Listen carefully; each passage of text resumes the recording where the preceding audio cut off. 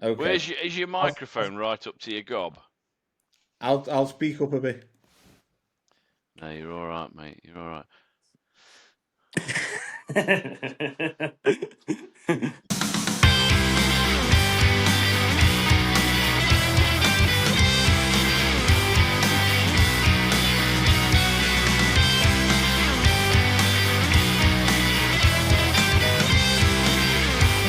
Hello and welcome to the Funnyfarm Pod. I am Charlie, and we've also got sat next to me, we've got Joe and we've got Chris. After last week's start into our pod, which was a bit crazy, this week we're actually talking about bestiality. So come on, boys, what have you been shagging this week? Funnyfarm Pod. It's getting worse. Bestiality. It's Yeah. getting worse. The funny thing is, we've not even really mentioned bestiality. This is just Charlie's mind.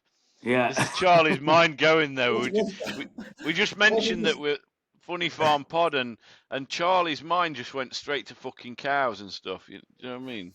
I love them. I love them. I love cows. You never mentioned cows. What was That's it? your mind, Chris. That's my mind. You know, like, I don't know if this is an urban myth, but years and years ago, I heard that there was a guy who died from fucking a cow, right? And he was in a field. I don't know how true this is. It's obviously not me because I'm still here. But apparently, he stuck his knob into the cow's anus, I think, Right. and the muscles on the cow contracted and bit his cock off, and he bled to death in this field. Anyway, that's just my only bestiality knowledge. Wasn't there a queen though? Who used to have a horse lowered down onto it. Was it? Wow. She used to, I don't know. I need to Google her. She used to have a have horse. no idea. Or she had a horse lowered down onto her because she had such a big sex drive. I don't know which queen it was. Oh, maybe I dreamt it. I'm gonna say I've never heard that. I mean, obviously, what was that? Horrible histories are these the kids? Oh, What an opening again, boys. Do you know what I mean? what It's was like that? we said this is meant to be about mental health, business, light-hearted works, comedy. Yeah, I suppose so. Yeah. It How works. about comedy? Chris, just before we forget, what's our email address? Our email. We've got an email address, listeners, watchers. Yeah. It's hello@funnyfarmpod.co.uk. And we've also set up our Patreon now, which is patreon.com/funnyfarmpod. There will be free content on there, so everything we upload on free will be uploaded to there. There is also a paid option, which is just £3 a month. And we at the moment we've got nothing. Well, there may well be when this goes out. There may be stuff on there, but we're going to be doing interviews with various people from different industries. We've got people from the comedy industry lined up. We've got Joe. You've got a few people lined up to come on. From mental health charities and stuff like that. So that's all going to be on the paid membership site. So yeah, We've got to get some farmers on. We need to get some farmers on. We do need some farmers on, I think. Yeah. We need Jeremy Clarkson. We need Jeremy Clarkson. If you're watching, well, I highly doubt he is, but you never know. He might be there. Good old Jezza, eh? Well, we need to do a special at the. That's what we need to do. We need to go diddly squat and do a special. Can you actually ghost him? Charges? Yeah. What's that, Chaz? He'll probably charge us. Well, yeah, he would. Go and have a pint in his pub, and hopefully we'll just stay there until he walks in, and then we'll go, right, you're coming on our pod, Jezza. Yeah, but that's what the Patreon's for, isn't it? Because obviously all these new members and everything will be bringing the money in, and that's what we'll be investing it in. So if you do want to see people on it, and that's what it's for. That literally is what it's for. Well, apart from here to... we have already agreed that we're going to buy Charlie his own cow, haven't we? Well, we got that bit, but we aren't really here to make. How excited he looks! No. I mean, we'll reinvest, and everything will be put towards making good content for our listeners and stuff. But how are we all then? It's been a week. It has. You're telling me. I think we've I both mean, had a bit of a bad weekend, haven't we, mate? Yeah, yeah. you have. uh, I've seen your Facebook posts. I knew you two have been having a bit of a weird one over the weekend. Is that me or Chris? The both of yous. I've been in Gulliver's World on Yeah, rides, screaming like a banshee. yeah. Where have you been? Gulliver's World. Is All that the right, one in Matlock. Matlock? Yeah, no, Warrington. We took, Oh, Warrington one. we took the kids. We took the kids out to school on Friday. oh, fine And coming your way. no, I've seen those fines. They're crazy, aren't they? Yeah, They put them up, haven't they? The fines are crazy. still. It's like 5 days on the trot, isn't it? I think it's about 60 or 80 quid. And then if you get done again in 3 years, it's like double the fine. And then on your third strike, they take you to court just for taking your kids out to school and having a good time with them. Do you Crazy, know what? isn't I've got a theory on this because, like, the biggest point on this is like the fucking holiday companies. I think so. They like when it's the 6 weeks holidays, they just hike the price it? for you to take your kids on holiday. So are we really surprised that people are taking the kids out of school to go on holiday when it's fucking a grand cheaper to do so, and they're taking the hit of the fine because of that?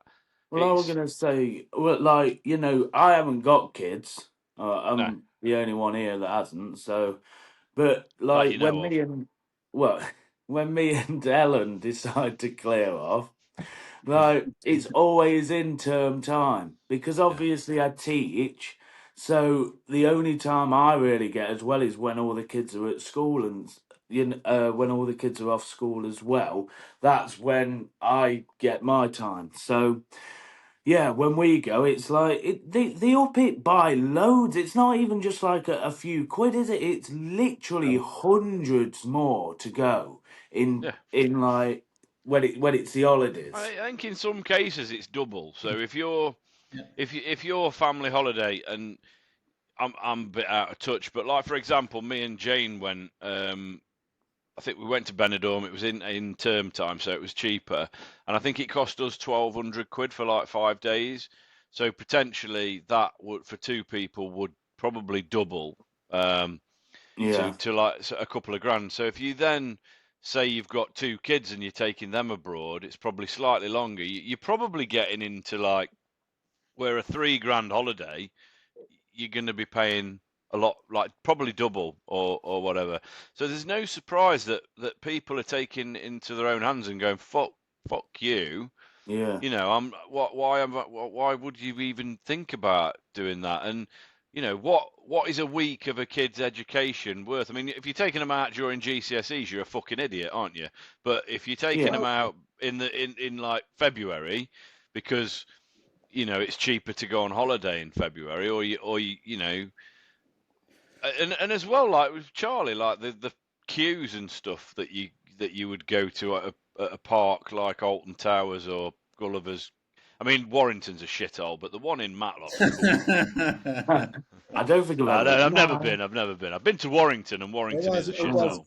It looks like, yeah, it was all right. You know what? The kids loved it. The kids loved it. The kids love anything, don't they? Staying off school. I told them we were taking them to IKEA because it's right by IKEA, and they're going, "Oh, you can hear them."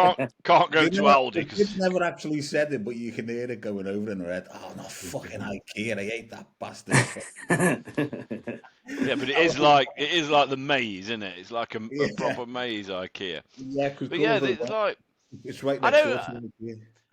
I think like even the schooling systems and that, because surely like education have got to have the backs of the parents to a certain degree, haven't they? And the backs of the kids. They want the kids to have good experiences to be able to go on holiday.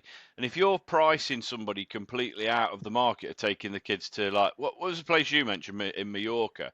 If you can't take your kids to Mallorca because it's double the price, Yeah, right? What about this? Like, and again, I know, like, my political. I'm not political in my comedy or in my life. I don't watch the news, as I've said.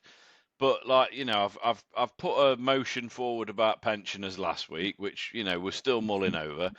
This week it's education, so I'm focusing on education, education, education. So I think Christmas the kids should have like the time off there that they normally have, so like a fortnight off there, Yeah. right? Easter, do they really need a fortnight at Easter? Just give them a week to cover the fucking bases, right? And then whatever, there might be a couple of others that they need to have, but then just give the parents, like, you've got this amount of weeks that you can take as holiday, like Yeah. everybody does in the working world.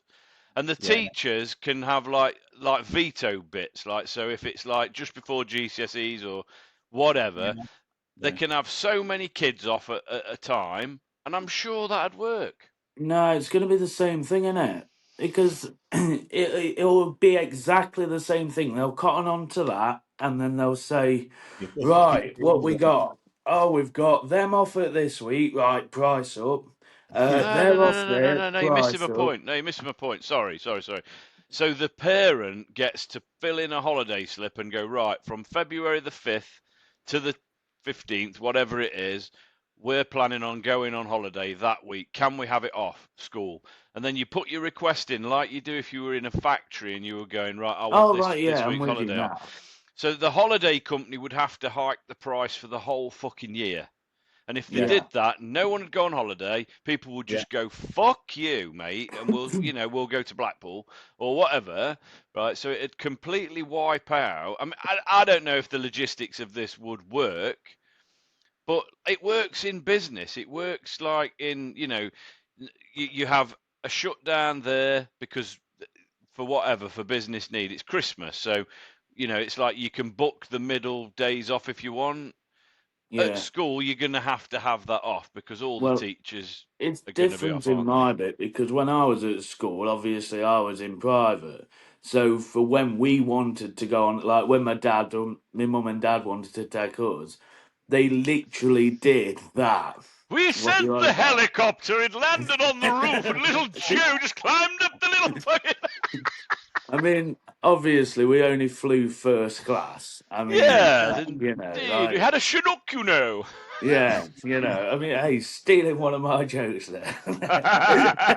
Sorry, no, mate. Yeah, you do that, don't no, you? no. What was I gonna say? No, but like, yeah, we literally did what you're on about. Going back to that properly, Hmm. that's what happened at our school. My dad would say, like, I remember we went to America, and he went, "Oh yeah, well, we really want to go to America, but we're looking at this day here in November." So it was literally about now, I think we went. And so we went for a fortnight, and the school just said, "Is any other kids really off that sort of time? Is that all right? Have we got anything really big? Like, is there any exams coming up? Like you mentioned, anything that I'm needed for? No, that's it. So you Clear don't like Oscar." this? I'm so fucking glad you piped in with this. This just so fucking privilege again. Do you know what I mean?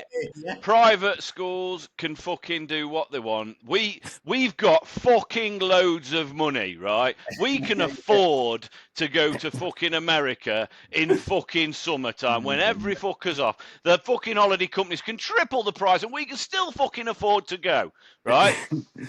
But private schools you can go whenever you want. So the people who are fucking benefiting from the fact that the holiday prices are low are people who can afford it. And I'm not having a go at you, Joe, but in No, of general, course not. Yeah, wow, what a fucked up world do we live in, man? I mean, I don't get it. at the end of These the companies day, should be the fucking sorry. I'm on my soapbox. These companies should be fucking regulated and stopped from. They shouldn't be allowed to do that. Or all of our fucking schools, state schools across the piece, should be allowed to monitor and manage holidays in this way. And a lot of the teachers would prefer it anyway because all the fucking time that they're off the prices are high, aren't they? It's like yeah, if you're a teacher, it's like I know people moan about teachers, oh, you get loads of holidays and this, that, and the other. I mean, we can go on holiday when we want. We're all self-employed. That's privilege. But that you have to work hard to get to that, right? But teachers, yeah, they get 13 weeks a year off or whatever, which is double what anyone in a factory or in an office would probably get. But it's in that time where if you want to go to wherever you want to go on holiday, you're going to pay double what people can book a week off in February or a week off in I don't know, March or fucking October, whenever, you know. My missus said the other day, because we like Benidorm, we're chavs, aren't we? And she said we can go to Benidorm for like 200 quid each, and I'm like, fuck me, let's book it. Do you know what I mean? But how is it? How is it like the parents of kids like yourself, Charlie, are put in this fear factor of, if I take my child out to do something that, even like a theme park or a zoo or a fucking stately home visit or whatever it may well be, is going to have some educational impact on the child. It's going to be an experience that you want to give your kids. Why the Oh, yeah. fuck are they putting this, like, we're going to fine you if you take your kid out of school? Fuck off! They're I my know. And fucking kids. they've I'll do what I fucking want. they're really on it. They've revamped it this year as well. They put, I think they put the fines up and there's new rules in place. It's ridiculous, to be honest with you. It's crazy, but you've got to work it. I mean, it's 5 days, so we might finish like go away like the Tuesday of the week that they finish. If they finish on the Friday, so it's only 4 days then, and then we'll go away for 2 days, and you're saving about £1,000 then. You're saving Yeah. about £1,000, just going like a couple of days before. So we've done that in the past, and it does save a bit of money. But it is hard for some of the families, who are really struggling to get away with the kids, and having to pay silly amounts of money because they're scared of Unless getting. unless you're at private school, then it's fuck me. Oh yeah, especially a private school. Fuel up the chopper. It's February. We're going off to Aspen. Fucking hell, come on. No fines. Fuck these little poverty fucking stricken cunts. Fuck them. Just to Well, you let know you the know, answer, don't you? Joseph out for 2 weeks in November as we're going to the States. We're going to miss the winter for this year. The kids are fine. It'll be fucking fine. You know the answer to all this. Go on. You should have sent them to private school. Actually, we're just going through that now with one of my kids, because Our parents weren't all in Jerry and the Pacemakers, pal. I know that's the thing. Yeah, it's. yeah, we're just going through that with my oldest at the moment, because it's like grammar school, because he's going from primary school over to grammar, or they a lot around there they go to grammar. My lad, he just wants to go to the local high school, and that's it. He doesn't want to go to the grammar school, and a lot of these kids have been doing the 11 plus. So they've been doing the 11 plus for like over a year. They've been getting extra tutoring for over a year, and they're like, they're 10, 11-year-old kids. So they've been doing it since they were 9. Just to get to a grammar school, and it's just putting so much pressure onto our kids now at that age. Is grammar school still a thing? Yeah. I've not heard of it round here. Have you, Chris? I thought grammar school was bombed and bashed away years ago. No. We've got around here. We've got a load of grammar schools. So this is a Tory thing that's come while they were in charge for that period of time, then, or because grammar school. I remember at school I took the 11 plus and failed it fucking miserably. They did like a fake one. I mean, the school I went to was the old grammar school. But it was a comp, that was like back in the 90s. But I thought, like, I remember my dad telling me about grammar schools, but I thought that was it. Like, I thought it was kind of, when you hear about rationing and stuff. I thought that ended you see back them then. shut down, don't you, around here? To be honest with you, we didn't realise. As I say, we moved out here about 7 years ago from Liverpool, and yet there's like a lot of kids went in for their 11 plus in my son's year, and it's just like, why put your kids through all that? I mean, he has to do SATs this year as well. They have to do the SAT exam, don't they, for when they get Yeah. Well, I mean, the worst bit. High school. Pardon? I was gonna say the worst bit on my part when I'm because I'm teaching guitar, like when it comes to exams, so GCSEs, SATs, anything, even at the minute you got the mocks. I always seem to have this like group of people that will be of that age. So you get like about 7 or 8 of them, and the mum and dads just literally say, "No, can't be doing that guitar because they've got all on with the GCSEs and stuff like that." And I think to myself, and I say it so many times, don't quit your lesson, because that is like your little helping you up here escape from what you're actually doing. Because when I was like doing my GCSEs, I was still doing my music stuff, like lessons then myself, having them. I was still having them, and I look forward more to it then than I did like just in normal day to day, week by week, without the exam coming on. Yeah. Yeah, but that's because your dad sent the chopper to pick you up to go for you. Just let me just say this, right? Get to the I'm not. chopper! I am not now. I'm not at all in any way rich or anything. I'm not. I'm just a normal, down to earth lad from Ilson. And But I know this, mate, and that's why it's funny. I That's know, why it's yeah, but funny. I'm I just know all like this. people on here might think like, oh right, we've got another. What's his name? Is it Jack Whitehall? Oh, we got another Jack Whitehall coming I on the think, show. mate. I think listening to our accents, they don't think we've born with the silver spoon, mate. I mean, We're as honestly, I common as remember muck, though. aren't we? We did like do elocution lessons. What is that? How you say it? You see, I forgot how to say it. Well, you've forgotten everything about Yeah, elocution, if and that's. it was like, what was it? The quick brown fox jumps over the lazy dog. We had to keep doing that. I remember that at school. And there was this teacher, and she kept saying, "Now say it properly." And I went, "The quick brown fox jumps over the lazy dog." And she goes, "Now that is better." And they were just like, "Yeah, but we don't talk like that round here, do we? This is literally how we speak. Charlie, your accent is Scouse. It's literally how you speak. You know what I mean? Like, you can't change. You should be proud of where you're from, I think. You know what I mean? Oh, Like, I am. keep that accent going. Because we are, like, you look at Britain, there are so many accents. Like, even from where I am in Ilkeston Yeah. to not far from you, Chris, really. If you go, like, let's go I'm in the posh Baseford, bits, Aspley. Yeah, if you go Baseford, Aspley, which are literally about 15 minutes from my house, they forget to say the E's. Everything's an E. So it's like Saturday, Sunday. And we don't do that here, and that's 15-minute difference. So let's go get on to accent, shall we now? Let's do a Uh, bit on that. so your elocution mistress, then, what was her name? Mrs. Bebbington. Mrs. Bebbington. I'm Yeah. just thinking about how good it had been to fuck her and make her squeal. Well, Just no, I that wouldn't posh do that. accent, innit? Was she not nice? Well, no, everybody like the thing is, the school we were at, it wasn't like a proper, everybody wore a cap and all that, and you walk around with a briefcase, and it was literally more or less just focused on faith and religion.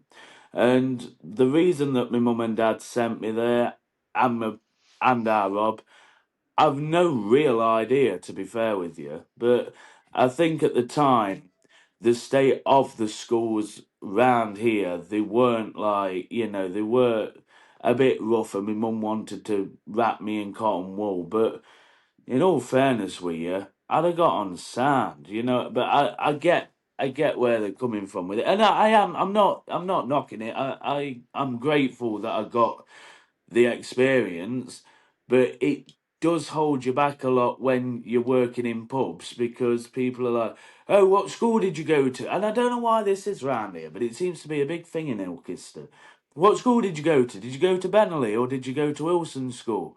I didn't go to either, and I'm always like trying to like reserve myself because as soon as you say they automatically presume that you're well off the in betweeners. You know what I mean?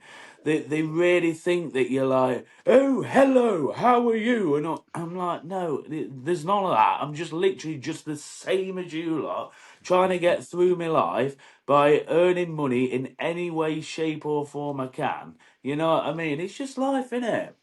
It's Well, you all it Yeah. did go is. to Eton. You are You did go to Eton. go to Eton. Eton school. Was it Eton you went to? No. No. No. Can you hear me, Chris? You're very low. Just do a toast. A toast to Yeah, you see, Chris. It's picking you up all right on the sound. Sorry, we're having a bit of a. Might We're cut doing a this. toast. Might, Why are we might, doing a toast to Chris? I don't I know. don't No, know. you check your sound, don't you? That's how the professionals do it. You go toast. Oh, And it takes okay, you. okay. Really? But it's picking you up all right. But you do sound like I can hear Joe a lot better. Right, okay. Yeah. Okay. Is your I'll, microphone right up to your gob? I'll speak up a bit. No, you're all right, mate. You're all right. He's fantasizing about that cow again, isn't he? No, but I went to a grammar school in Liverpool, and my parents wanted me to go to a good school. And to be honest with you, that was probably one of the biggest routes to my mental health. To be honest with you, getting back to the mental health, but that really affected me Okay. going to that school. Because you went from, I'm from inner city Liverpool, I am. So I've Yeah. gone from like being like quite bright in, or in the top couple of kids in the school, in a primary school in Liverpool. So you go from being like quite a bright kid to going to being everyone's the same, because the grammar schools, they pull together all the bright kids out the city.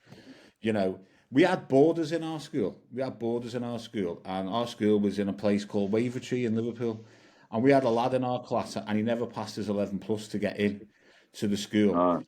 And he lived like 2 minutes walk away from the school. And his parents paid for him to go to the school as a boarder because they Right. wanted him to go to that school. So It's not a bad idea.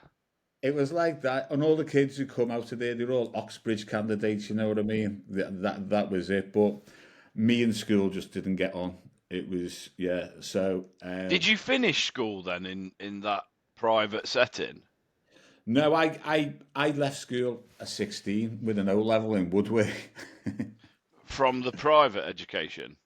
It wasn't private, it was It was grammar. It was a just grammar grammar. school. Got you, Yeah, yeah. yeah, Yeah. yeah, What was yeah. like, because I remember my dad saying that he could have gone to grammar but chose not to. And Yeah, his reasoning, so this was like my dad was born in 1957, so this is yeah. in like the 60s. My dad was a good footballer, and he said that if you went to grammar, you played rugby rather than football, so he chose not to go Yeah. Yeah, to yeah, I grammar. could see that. I mean, I could see that. I mean, was he was brought up in Derbyshire, was he, your dad? No, my dad, it would have been like it was like Lincolnshire, so he was born Oh, right, and raised in like Skeggy, that kind of area. I don't know the full. This is really shit in it because I don't know that he lived in like between Skeggy and Newark, that kind of yeah. within an hour or so of the coast throughout his schooling. So I don't know what school he went to. I know they moved about a bit when he was younger, but like he was a good footballer and didn't want to play rugby basically, so he chose to go there. My dad was fairly bright, I think, but he was the same. He left school at 15. I don't even think he left with any qualifications at all. Went No. went and worked and played football and Yeah. stuff. But that's different world, wasn't it? Because I've just got to grab this delivery. Sorry, lads. I'll be oh, 1 second. you grab whatever you want, mate. We should Yeah. say some stuff now, shouldn't we? The delivery driver's I going to didn't hear realise us. he was a posh bastard, did you?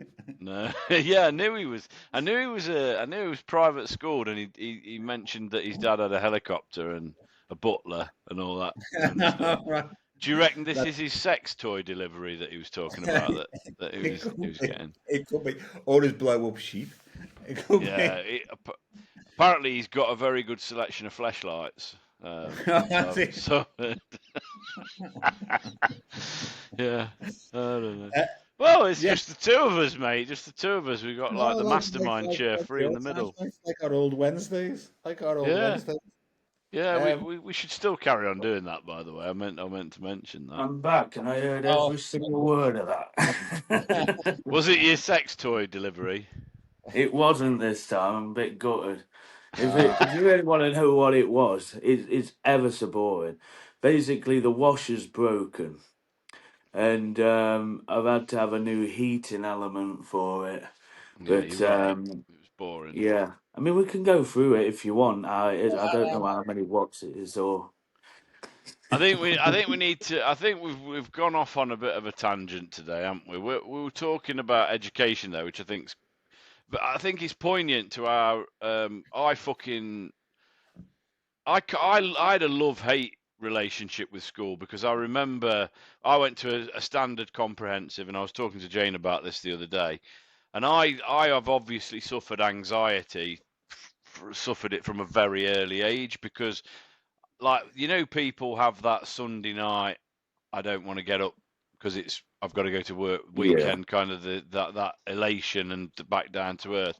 I remember periods of my school where I had that all the time, like every single day, and it kind of fell into the weekends as well. It wasn't just a. But then I remember having like joyous times at school as well. So it was very manic depressive for me, I suppose. It was quite. yeah, Sometimes like I used to enjoy all the drama stuff, the sports stuff, and that kind of good. And I was decent at maths and stuff. But I can remember like I never got bullied at school per se, but I can remember like feeling a bit. There was a lot of there was a lot of shit like that in our school. I remember we had a young girl died quite early on, like she was very young, like under 10, who was in our year at school, and she suffered some really bad bullying from the people at school. And I have to hold my hands up and say that, there will have been periods where I said stuff to her which wasn't bullying her, but there was certainly stuff that was said, and I think that had a massive impact on my mental health, like that kind of bullying. Um, and I've grown up to be a right piss-taking bastard, so do you know what I mean? It's kind of had an effect on me there. I think I'm with you with that, Chris, because it's like when I was at school, I wasn't bullied, but I look back and I think, gosh, I was weird. You know what I mean? Like, because I always kept myself very reserved, and I didn't really, I didn't really have, I wasn't popular at all, or I probably was, but for the wrong reasons. You know what I mean? Mm, And yeah, and it's like, but yeah, again, I think that's kind of made me like as a bit of a jokey character because obviously I went through school and obviously people, yeah, it wasn't bullying, but they got under your skin about certain things. But I tried my hardest not to let it show when I was at school. yeah. And then as soon as I got to college and it was like a fresh start, I was like, I absolutely love college, by the way. Best time of my life ever. Absolutely, hands down, loved it. And that's where I really found, I think, who I am genuinely. And I could actually express myself to people, of just showing them exactly who I am as opposed to just sitting quiet. Because if I'm quiet around you, it's because I'm either scared of you or I'm intimidated. Do you know what I mean? Mm. So it's Biggest mistake I made in weird. schooling was to I carried on and went into the sixth form at our school. I Yeah, got kicked out of sixth form. I threatened one of the teachers. But yeah, that's another story. But I got kicked out of sixth form, and I remember a mate of mine. He went to college, and we always used to meet up for a pint, and like he'd tell me about how good college was and stuff. And I yeah, think that's probably the biggest mistake I made.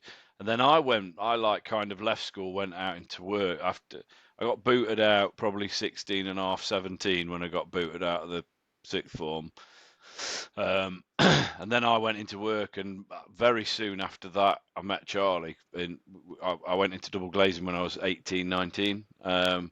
Very soon after that, met Charlie. Earned fucking so much money, it was unreal. It was like I don't need school, don't need any of that fucking education shit. It was yeah. so good, the money. First year I was in sales. I earned. And bear in mind, this is 97. 97, So 98, something like that.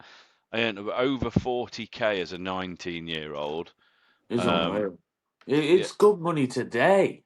Yeah, yeah, and yeah, yeah. but it was unreal, mate. And we, that was what I earned in the first year working at working in window sales, and I was one of the lower level earners. So there was some six-figure earners there, Yeah.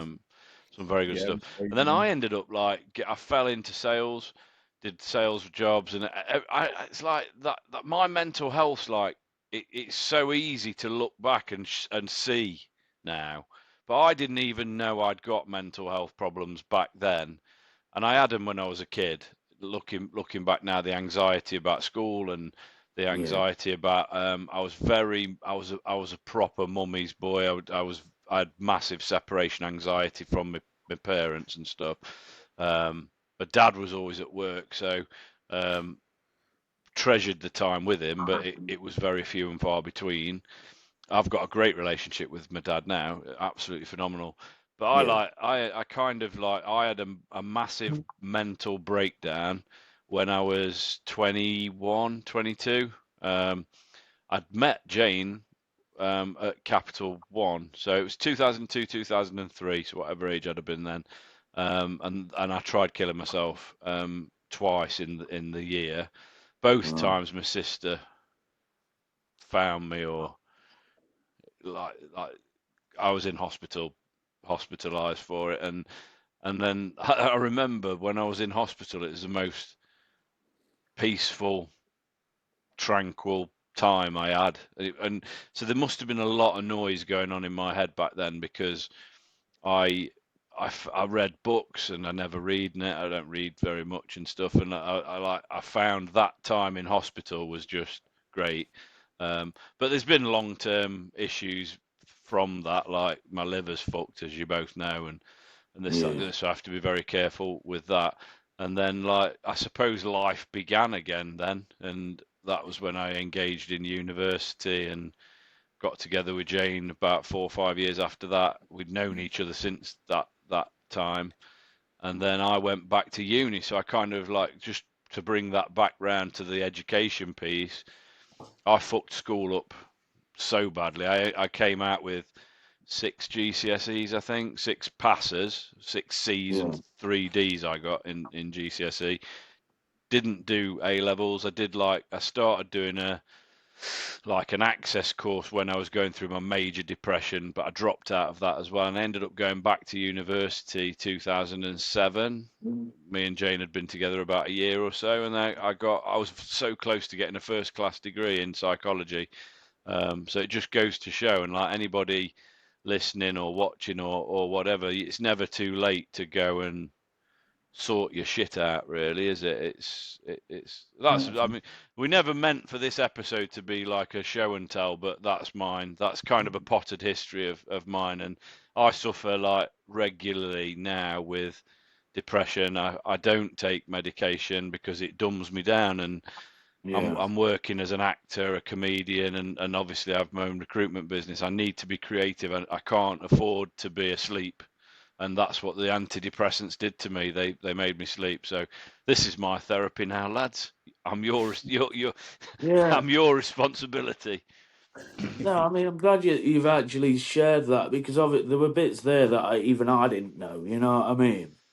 Yeah, But yeah, I mean, it's like with me, it's a lot of mine. It all stem from school, yeah, and it is. It's because I was quiet, and like I say, I look back and I think, would I now be friends with me? Yeah, that's how I look at it. If I was at school with myself, how I was then, would I be friends, the person I am now, with that person? No, absolutely not. Because I just had absolutely no confidence about anything that I were doing in life. And to be fair with you, I still kind of make it up as I go along. I've always been one of them. Like, I've never had a set plan. no, Like, I know my strengths and I know a lot of my weaknesses. And I think that's the hardest bit. Because a lot of people, like, well, when I've been doing interviews for people, like at places, and I'll say to them, tell us a bit about yourself. And the amount of people that go, well, I'm smart and I'm energetic and anything that you want, I've got it. And you think to yourself, yeah, that's all right. Now tell us something that you're not very good at. And the amount that go, there's nothing really I'm not good at. And I think to myself, how can you be like, I know you've got to sell yourself, but to me, in interviews, I think this is why I was quite unemployable. You know Mm. what I mean? Like, I failed a lot of interviews at jobs because I probably was too honest in them. I literally said, like, they'd say, like, what are you good at? And I'd say, well, say, I don't know, where should we say I was going to, like a supermarket or something like that. I'd literally say, well, I come in the supermarket quite a bit, so I know the store layout, and then go on that subject rather than actually saying what I do for the company. And then they'd say, what are you bad at? And I'd say, well, quite a bit really, and then I go that way with it, and I think that's because at school I always thought to myself like, I'm not good at I was terrible at art. I'm terrible at art, but I was always good at music. I was always good at sport. Um, which is weird, really, because a lot of people hate PE, don't they? Like most people, they try the hardest to get out of it. I always tried my hardest to get in it because Yeah. at our school, it was like if you weren't like absolute A grades, you weren't making it. You know what I mean? It was one of them, and Sport's a funny one for me because I yeah, think like Charlie's gone for his delivery of flashlights now. Look, I like going back to like the stuff that like I don't ever think I understood when I was a kid, and now I can kind of piece it together that it's anxiety and crippling anxiety. yeah, Football's a really good example of this for me because my dad was a really good footballer. I wasn't a good footballer, I, but I was a fucking awful footballer if I was playing with people that I didn't really know or I was nervous round, or I was like that too. yeah, if I was with my mates, like my form, the people that or later on, there was a group of us that all went to the pub, and we had a yeah, five-a-side team, and arguably I was one of the better players. yeah, But like, if the good footballers who were in our school, if they listen to this and they see it, they can comment. I was fucking garbage at playing at football. Like, there's a couple of lads who were really really class, and we all went to a club called ADAS, which was like, and I never got. I played a few games for them when they was probably short, or we were 5-0 up, so they'd put me on for 5 minutes at the end. I was that kid, but I wouldn't shout for the ball. I wouldn't talk to people in the changing rooms. I was the anxiety around that was yeah, was so crippling. But in class, I was the class clown. With my friends, when we played football or any sport like that, I was the first one to get picked in any team. I could play football, I could score goals, I was pretty skillful. And then when I played with the lads later on, I was always, always a good player. So it's like it just goes to show how crippling mental health is, and the reason why we're doing this podcast in the first yeah, place really is because we're three blokes all talking about the shit that all guys should talk about. definitely, and it helps. I think we've all got similarities as well, about Yeah, where we feel our mental health problems have come from. But it's I suppose I don't know with you guys if you feel the same. I'm always on a quest to find out where it actually has come from. I know that yeah, I'll always. always I'll always have that mental health problem, and I'll have it for the rest of my life. I've just learned how to manage it. Like Yeah, myself, I don't, Chris, I don't know about you, Joe, but I don't take any medication, and I took, no, I don't. I took medication briefly when in my first early stages when I had, I discovered I was, I had mental health problems, but all I just took them at once to try and do Yeah, me something, you I know. think the thing. And then I thought, I haven't do that again, have I? So I just Yeah, started, I started studying, and I got a little. little things where, you know, I had little mantras in my head, you know, with when I have a bad episode, or until we actually, I've got into it more over the last few years, but I used to always sort of like think, I'll be all right in a few days, I'll be all right in a few days, I'll be all right in a few days. And I Yeah, was all right in a few days, but now I've got better techniques to help me out, you know, that you know, can sort of like sort myself out within 24 hours or a few hours.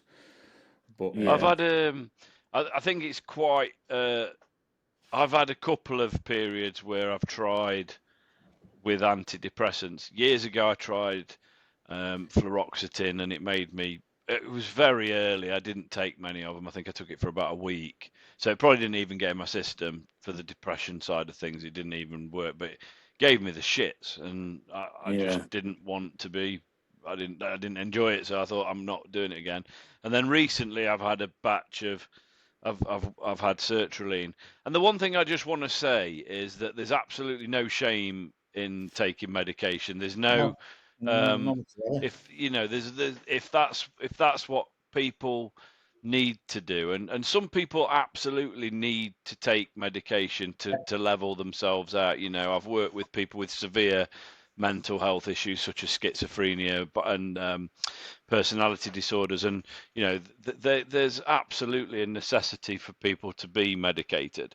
And when I was medicated on sertraline, I took myself off them um, because it just dumbed me down. I mean, I'll be honest with you, the depression wasn't an issue. It was like it had got not got rid of it because it's always there, but there was no way I was gonna do anything silly, or I was sleeping too much. If you ask my wife, it was like it dumbed me down that much. I'd wake up and I'd do a bit for work, and then I'd go to sleep for a couple of hours. It nulled my creative brain, which is, you've got to have that as an actor and I'm trying to be an actor and I'm a yeah, comedian.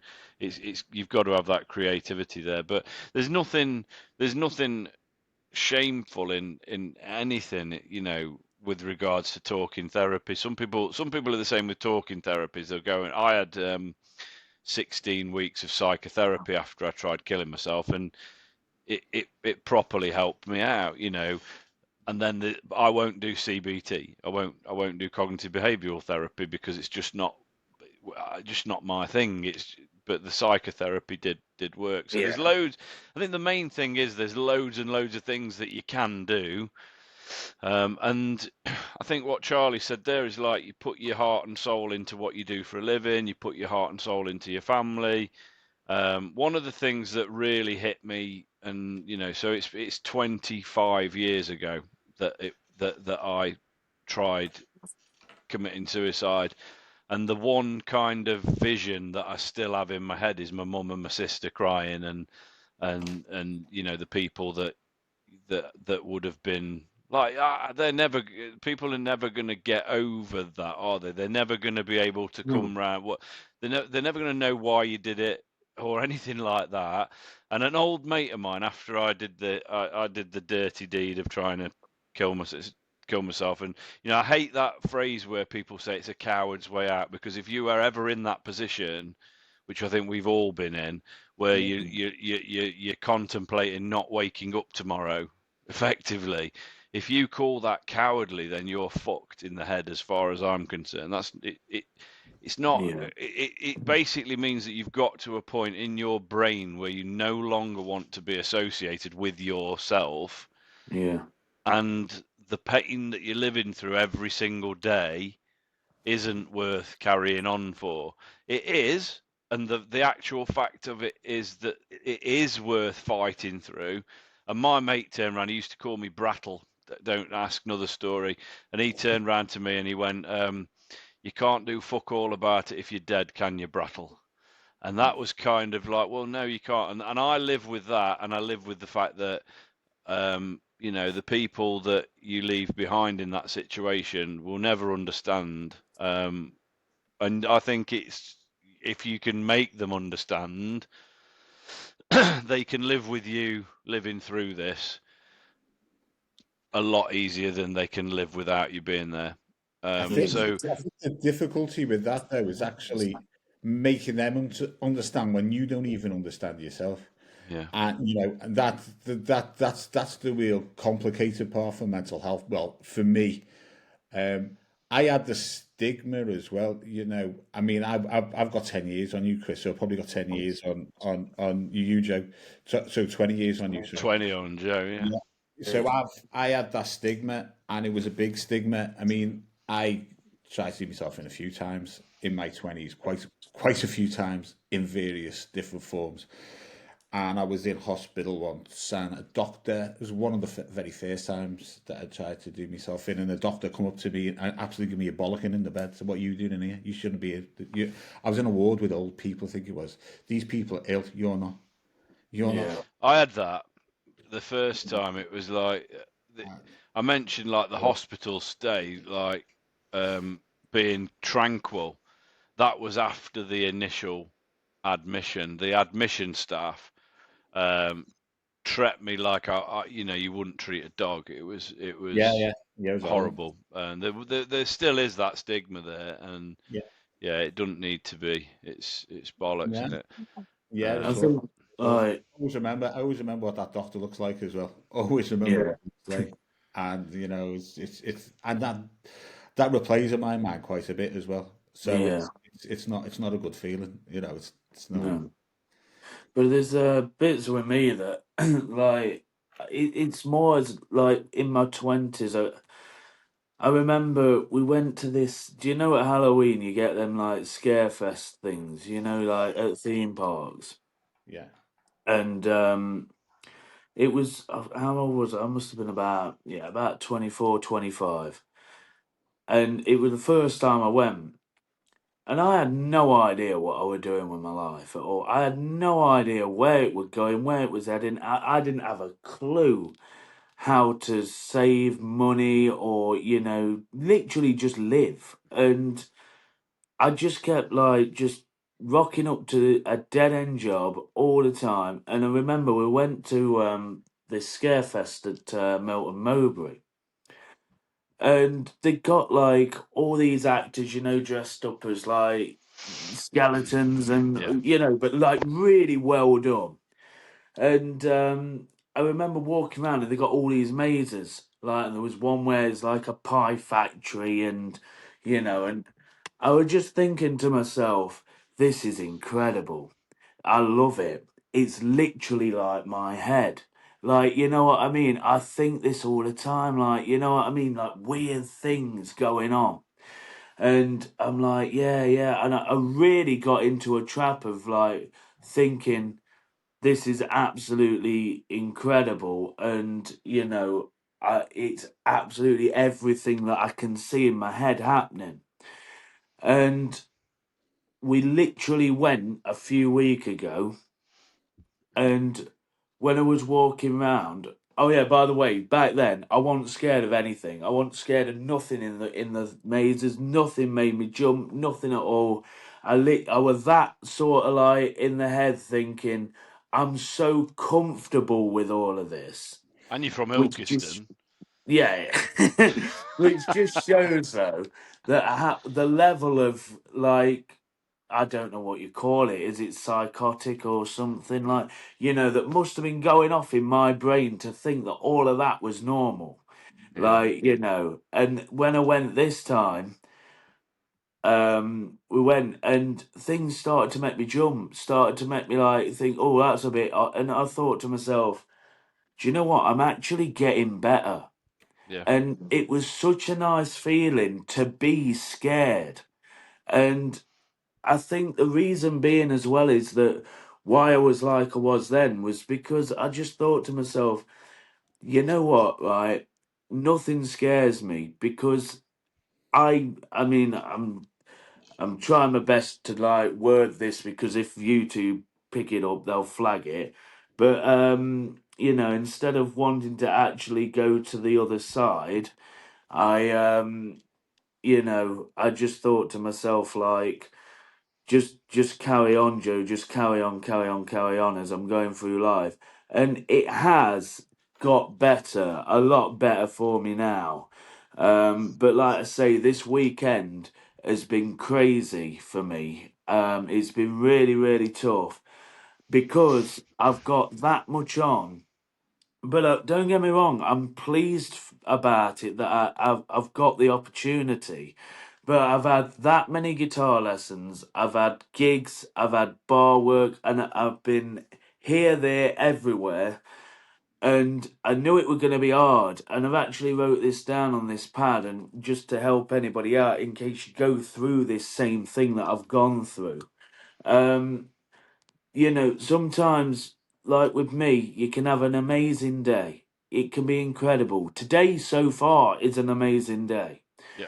So, like, I got up early, the sun's shining. I went for a coffee this morning at a coffee shop. There's no loud kids kicking off screaming. There's no pensioners getting in my way, Chris. Like, there's none of that. I got to the gym. I did a really good workout. I've ate healthy already today, and now we're doing this podcast, and everything's going fine, right? But what happens with me is that you'll have this day, and hopefully it lasts all throughout the day, and I chill out tonight after I've done my band practice and, watch a film or something. And that to me is a successful day. Now, the day after that will probably be the worst day that you've ever had ever.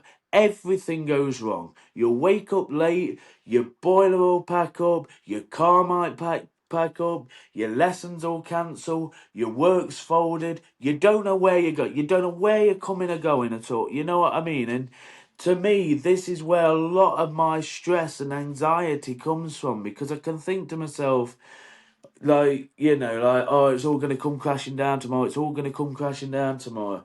But what I've wrote down here is like, when I've got times like that, like this weekend, you have to mentally prepare yourself for what's coming up. And it is so important to do this.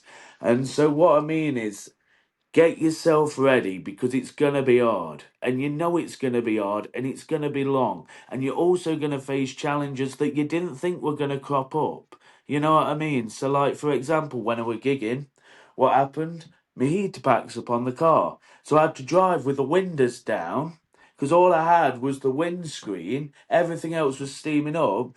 By the way, it's been freezing this weekend as well, hasn't it? It's fucking So, Baltic.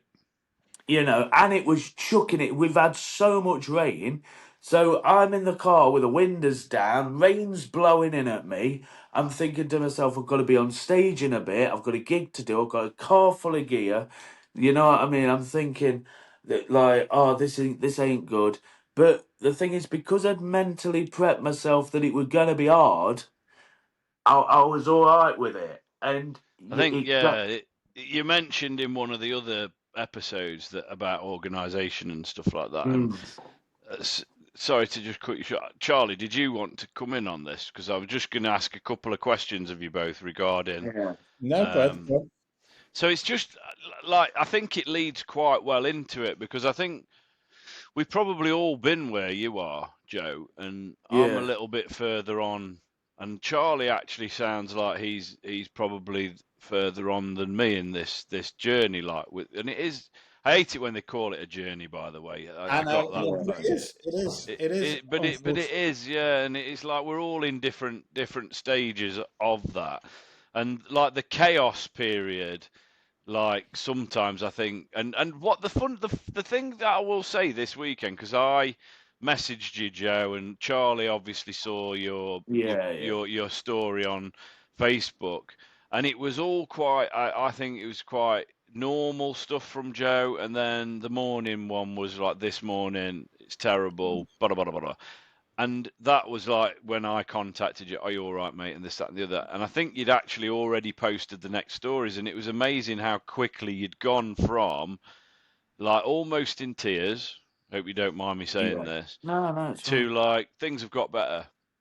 Yeah, And that's the difference between where we are now and where other people that might be listening to this are at the moment, where they haven't got that coping mechanism that you're talking about there, where you've got to mentally prepare yourself for the yeah, fact that you might be down. And you have to kind of mentally prepare other people as well. And I think it yeah, leads quite well into the fact, so we all suffer mental health issues and we're all self employed. So, couple of bits on here. Like, what do you think? Like, we're all what you would call entrepreneurs. I've kind of moved out of that. My recruitment business funds my hobbies now, and what I want to be my career moving forward in entertainment. But I've worked my bollocks off for years to get to that stage.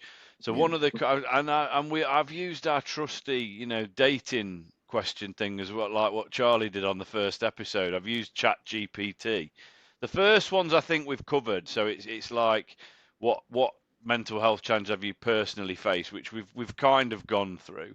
But do you think like the stuff that you two have gone to have shaped you into being able to succeed in business on your own merit? On Charlie. In what way? So, like, has it helped you in any way, the battles that you've gone through in life with your mental health to be where you are with your businesses now? I think, yeah, I think in a way they are, but in a way they hinder you as well, because I think they do in a way where I'll go for anything, I'll try anything out. A lot of people have ideas and they don't want to try them out. I'll try them out, and I think that's down to my sort of like mental health because I'm crazy. Um, and So I'll just we go, we've yeah, had this conversation. So me and Charlie Yeah. meet up on a Wednesday for like business chat, kind of yeah, accountability partner stuff in business. It's not happened Yeah. recently, but we've had this conversation before, and I think me and Charlie both, through our illnesses or whatever, and I think sometimes it can be classed as a bit of a superpower, if yeah, I'm being honest, because but we have what they lovingly call in the entrepreneur world shiny object syndrome. yeah, Yeah. So, and I think in the normal world you'd call it ADHD. It's like you yeah, don't really you've got your business and you're focusing on that, and then all of a sudden something happens over here, and you're like, whoa, and your Yeah. whole focus turns onto that. But in some ways, like, and this certainly for me, I've spent thousands and thousands and thousands of pounds on training. Yeah. And the last one I did was a complete fucking rip-off. Not going to mention who it was or anything like that. It was in affiliate marketing, and I got this shiny object syndrome and thought I'm going to do this. And it's a load of old bollocks. It's pyramid scheme, multi-level marketing, Yeah. hidden. Yeah, that's hidden at the core of it. There'll be people who are on my Facebook who may see this, and I honestly don't give a shit what you think. Bunch of cunts. But anyway, that said, I had shiny object syndrome there, and I did learn some stuff from it. And the other courses that I've done and paid for in the past, I've learned something from, which have shaped where I am now and the knowledge that I've got. But it certainly took the focus away. And I think that, if you're super focused on where you want to get, like I am with my comedy and I am with the acting stuff that I'm doing now, and there's no deviation from that. I know I've got to write material and perform, and I've got to get acting jobs and go and do it, and I've got to learn, and I've got to take on the learning for that side as well. But yeah, that's. I think it can be, like you've said, it can be a hindrance, so it can be your worst yeah. nightmare, or it can be a superpower.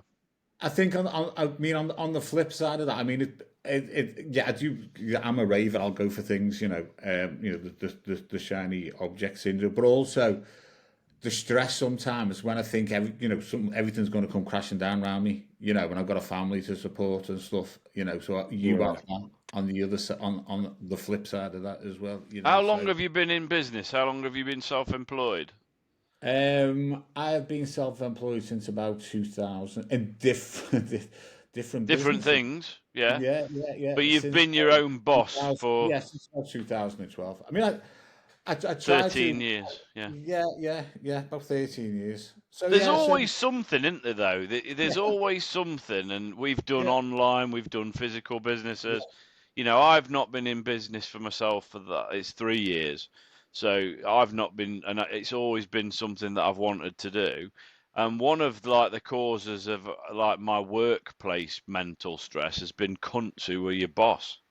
yeah. Well, Yeah. So that I can't work with them. I can't work with no, them. Even like I had the spell when one of my businesses went. tits up, and then I couldn't get a job anyway because I just put it down to me being, I don't know, maybe I'm bigging myself up, being overqualified, because some of the excuses they were coming out with why I never got Yeah. it were just ridiculous. So I got my HGV, and even when I did my HGV, I set up my own business. So I wouldn't work for anyone, so I subcontracted myself out.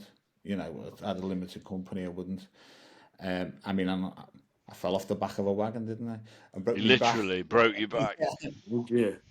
I think working for people, it's exactly the same. You know, I mentioned earlier about like anxieties and stuff like that creep in when I talk to my missus about it, and I say that I'm okay if it's Chris plus one. So if it's Chris plus one other person Yeah, or a couple of other people, I'm okay as long as it's a positive influence. Like I'm absolutely fine with you guys because you're a positive influence. But like you know, the minute I get some cunt in my life, I can't deal with that. And No. like I've done corporate roles where I've been sort of senior management level. And I think that's worse. I think like being at a senior management level where you're not the owner, but you're not like the people going out and doing stuff. So you're working on strategy and you're working on customer care and you're working on bringing on new business and stuff like that.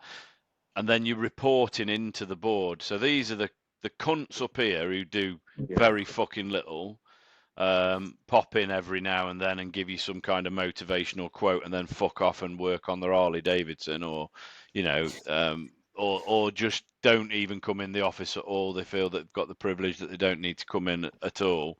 And then you've got the people underneath who you're trying to motivate. And the two-faced nature of working in corporate it just did me. It just absolutely did me. You go and do a good day's work, you do your best, and you've got twats up here talking about you and holding you back, and you've got twats down here talking about you, and this, and it's yeah. I just find I think that bit of working for somebody, you know, and I've stopped chasing the pound now. I've chased cash for years and years and years.